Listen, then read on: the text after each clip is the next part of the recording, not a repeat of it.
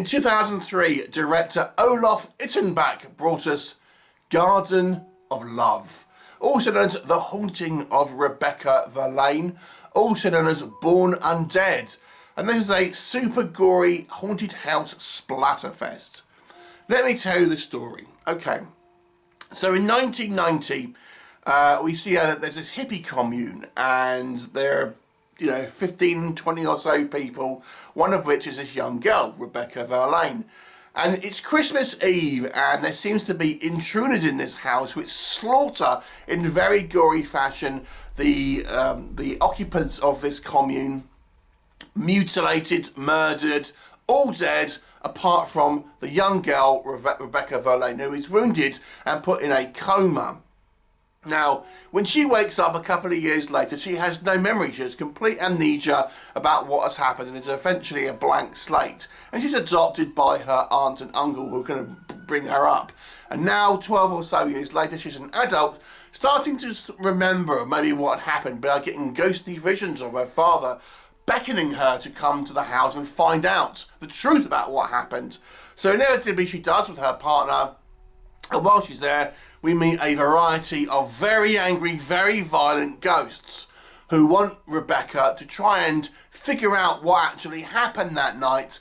So she has to deal with very angry and violent ghosts along with potential killers who were responsible for the slaughter all those years ago.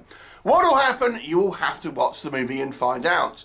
So let's discuss what you might like. Okay, so do you like gore? If the answer is yes, then you may want to check it out.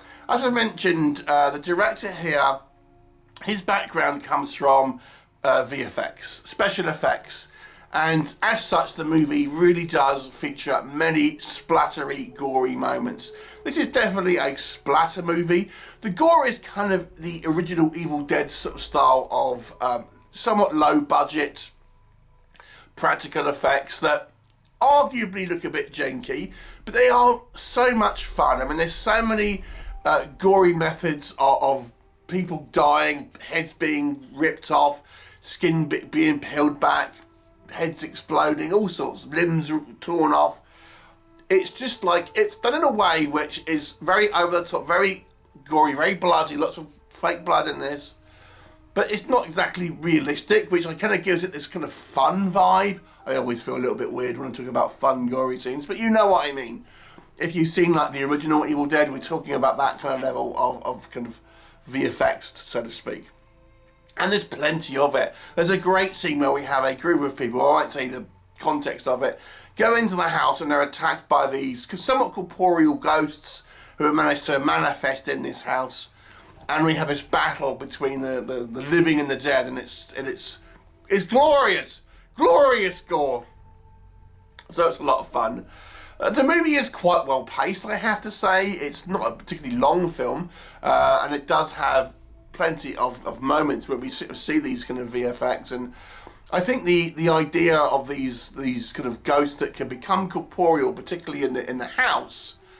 They look great and they look very threatening, but they're also trying to do something. You know, they're actually trying to have a somewhat of a mission.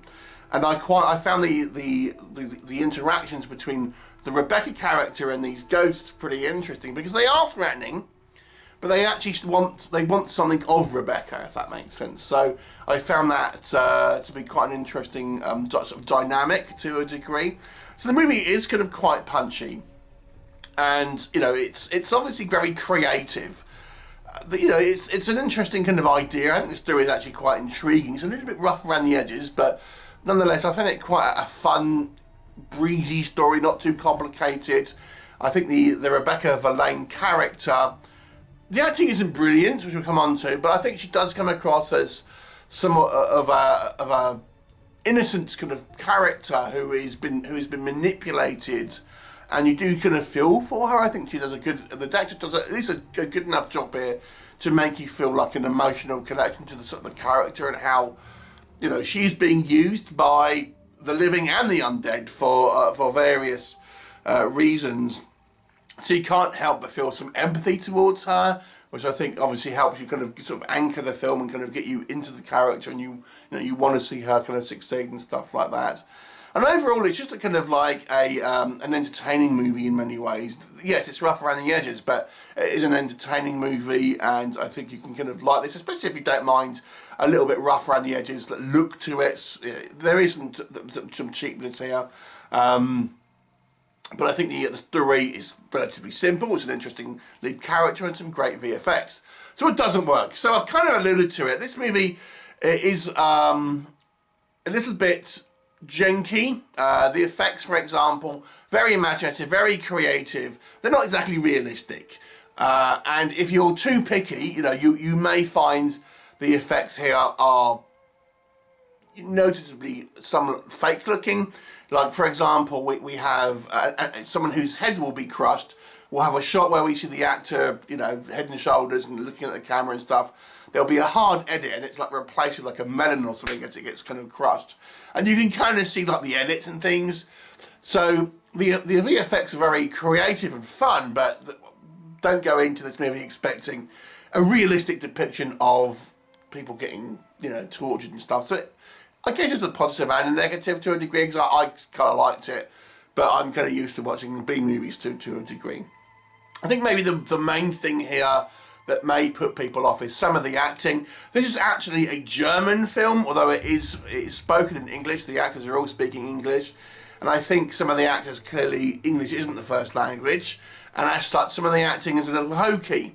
Some better than others. I think our main character, Rebecca Verlaine, actually does an okay job. But there are some actors here, I think, it's not brilliant. Let me just put it like that.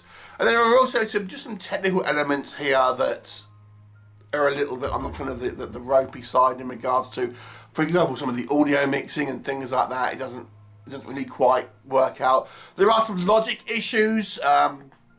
There's a scene where we have a group of policemen are go into this house, and they just no one seems to bat too much of an eyelid that ultimately the fate of these policemen seems to be sort of somewhat kind of brushed under the carpet. For example, things like that. So there's a few logic issues here. It just seems to kind of gloss over some facts here, and some of it's a little bit. So I don't know if that's really would make a whole lot of sense. But overall, I have to say, if you can look past some of its shortcomings, if you can look past some of the low budget, rough around the edges style of this movie and some of the silliness, it's an entertaining movie if you're not too demanding. I'll give it a 6 out of 10. Have you seen it? What did you think of it? Please leave me a comment, and I'll look forward to seeing you next time. Bye for now.